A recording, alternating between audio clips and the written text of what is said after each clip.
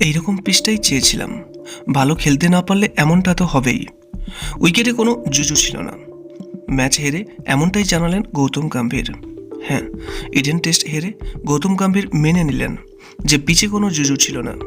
হারের জন্য নিজেদের ব্যর্থতাকেই দায়ী করলেন ভারতীয় দলের কোচ। মাত্র 2.5 দিনে ভারত এই টেস্ট 30 রানে হেরে বসল সাউথ আফ্রিকা দলের কাছে।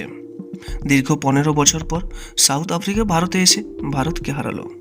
আর পিচ নিয়ে 3 দিন ধরে নানা কথা হলেও ম্যাচ হেরে গম্ভীর কোনো অভিযোগ করলেন না পিচ নিয়ে, বরং নিজেদের ব্যর্থতাকেই মেনে নিলেন তিনি।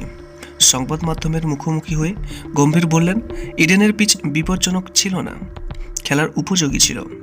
টেম্পা বাভুমা তো ভালো খেললেন, ওয়াশিংটন সুন্দরও তো ভালো খেলে গেলেন, অক্ষর প্যাটেলও তো তার খেলাটা খেললো। খেলা যাবে না এমন পিচ তো ছিল না।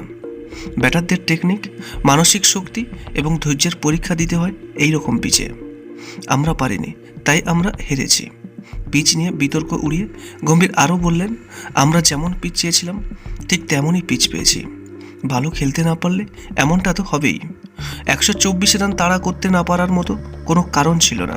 গম্ভীর জানিয়েছেন তিনি এমন পিচ চান যাদের টস গুরুত্বপূর্ণ না হয়। আমরা চাই প্রথম দিন থেকেই পিচ স্পিনারদের সাহায্য করুক, যাতে টস গুরুত্বপূর্ণ ফ্যাক্টর হয়ে না দাঁড়ায়। আমরা জিতলে পিচ নিয়ে হয়তো এত আলোচনা হতো না। তবে একটা কথা বলা দরকার আছে, আমাদের ক্রিকেটাররাও যে কোনো পরিস্থিতিতে ভালো করতে পারে। গম্ভীর বারবার বুঝিয়েছেন যে হারের জন্য তিনি পিচের অজুহাত দিতে চান না।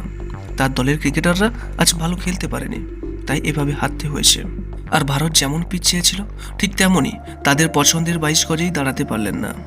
সাউথ আফ্রিকার স্পিনারদের সামলাতে পারলেন না ঋষভ পন্থ কিংবা যশস্বীরা।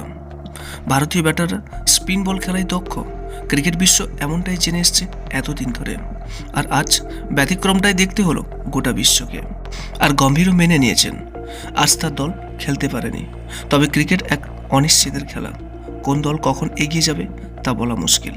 আজ যে ভারত অসহায়ভাবে বাবুমাদের কাছে ধরা দিয়েছে, কাল তারাই হয়তো আবার ভারতীয় দলের কাছে ধরাশায়ী হবে।